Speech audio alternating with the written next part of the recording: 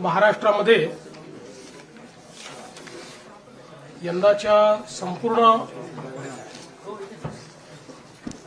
खरीपाच्या मोसमामध्ये जो काही पाऊस पडला, सातत्याने जी अतिवृष्टी झाली, त्यामुळे मोठ्या प्रमाणात शेतीचं आणि शेतकऱ्यांचं नुकसान झालं.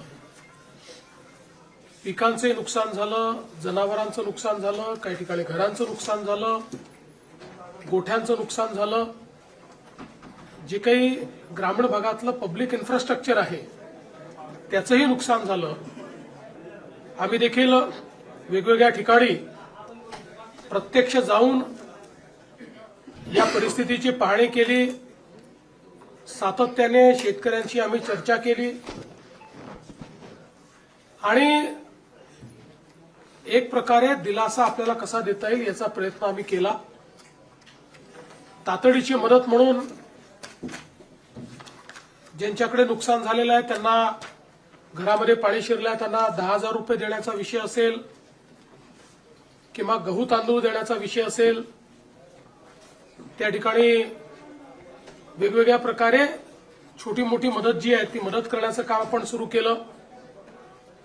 अगदी तातडीनं 2200 कोटी रुपये रिलीज करून क्रॉप कम्पेन्सेशनचा पहिला हप्ता जो काही आहे तो त्यांना मिळावा या संदर्भात आपण काम चालू केलं.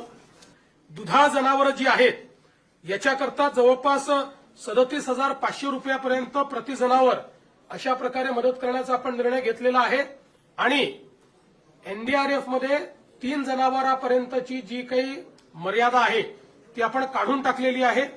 जेवढ्या जनावरांचं त्या ठिकाणी मृत्यू झाला असेल त्या प्रत्येक जनावराकरता राज्य सरकारच्या वतीनं कम्पेन्सेशन देण्यात जाईल. ओढकाम करणारी जी जनावरं आहेत त्याच्याकरता 32,000 रुपये प्रति जनावर देण्यात येईल. कुक्कुटपालनाकरता देखील आपण त्या ठिकाणी जो काही आपला दर आहे तो 100 रुपये प्रति कोंबडीप्रमाणे जेवढं नुकसान झालं असेल तेवढं देणार आहे.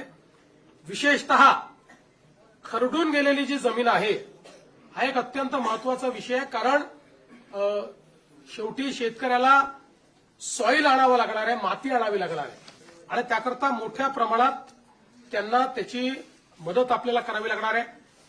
आणि म्हणून आपण हा निर्णय केलेला आहे की 47,000 रुपये हेक्टरी त्यांना कॅश कम्पेन्सेशन आणि 3 लाख रुपये हेक्टरी हे नरेगाच्या माध्यमातून आम्ही त्यांना देणार आहोत. म्हणजे जवळपास 3.5 लाख रुपये हेक्टरी हे खरडून गेलेल्या जमिनीकरता शेतकऱ्यांना उपलब्ध करून देण्याचा निर्णय हा आपण या ठिकाणी घेतलेला आहे. ज्या विहिरींमध्ये गाळ गेला आहे, ज्या विहिरींचं नुकसान झालेलं आहे, याकरता एनडीआरएफचे कुठलेही नॉर्म्स नाहीत, तरी देखील राज्य सरकारने एक विशेष बाब म्हणून 30,000 रुपये प्रति विहीर ही मदत करण्याचा निर्णय घेतलेला आहे. ज्यातनं हा गाळ काढणे आणि ती विहीर सुस्थितीत आणणे हे काम देखील आपण करणार आहोत.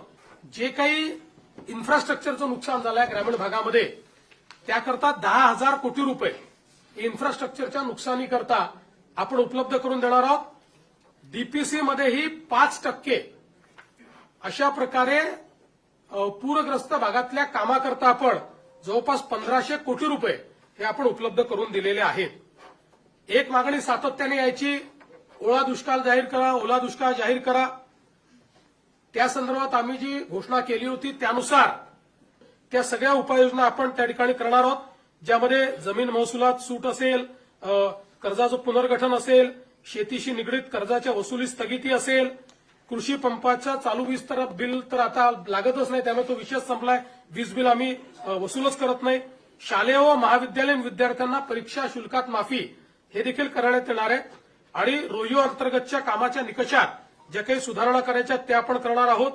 आणि विशेषतः अतिवृष्टी व पूर परिस्थितीमध्ये हे जे काही तालुके आपण जाहीर केले आहेत तिथे शेतीच्या वीज पंपाची जी काही वीज जोडणी आहे ती त्या ठिकाणी अबाधित राहील. त्याचं नुकसान झालं असेल तर त्याची भरपाई मिळेल. अशा सगळ्या गोष्टी ज्या आपण दुष्काळाच्या म्हणजे टंचाईच्या काळात करतो त्या सगळ्या गोष्टी आता देखील आपण या ठिकाणी लागू केलेल्या आहेत. तर क्रॉप कम्पेन्सेशनच्या संदर्भात आपल्याला कल्पना आहे की या ठिकाणी साधारणपणे एनडीआरएफच्या नियमाप्रमाणे 8,500 रुपये आपण या ठिकाणी कोरडवाहूला देतो, हंगामी बागायतीला 17,000 रुपये हेक्टर देतो आणि बागायतीला आपण 22,500 रुपये हेक्टर देतो. त्याप्रमाणे जवळपास या ठिकाणी आपण 65 लाख हेक्टर करता 6,175 कोटी रुपये देण्याचा निर्णय केलेला आहे. ते पैसे आपण देणार आहोत. आणि याच्या व्यतिरिक्त आपण हा निर्णय केलेला आहे की आता आमच्या शेतकऱ्याला किमान रबीचं पीक घेता आलं पाहिजे. त्याकरता बियाणं असतील किंवा इतर गोष्टींकरता आपण प्रति हेक्टरी अतिरिक्त 10,000 रुपये देण्याचा निर्णय केलेला आहे. त्यामुळे याकरता देखील 6,500 कोटी रुपये आपल्याला लागणार आहेत. म्हणजे आता जर आपण विचार केला तर जो कोरडवाहूचा आमचा शेतकरी आहे यांना हेक्टरी 18,500 रुपये मिळतील.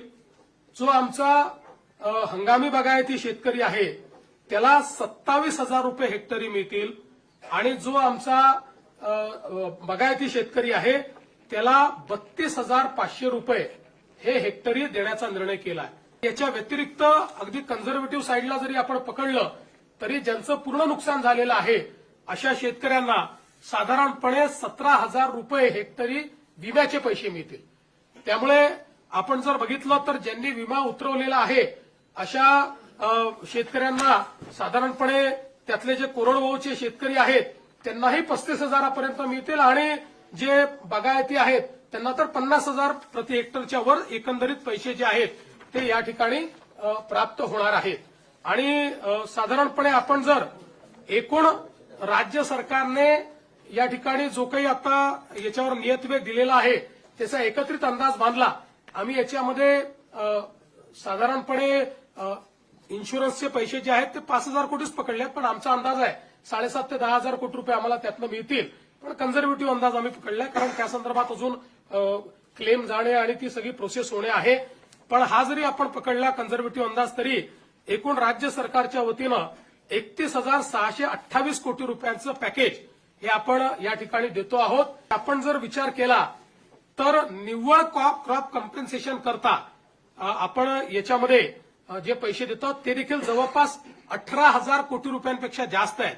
म्हणजे मला असं वाटतं की आतापर्यंतच्या इतिहासात सर्वात जास्त पैसे हे क्रॉप कॉम्पेन्सेशनला देण्याचा प्रयत्न या ठिकाणी आपल्या सरकारच्या माध्यमातून आम्ही केलेला आहे.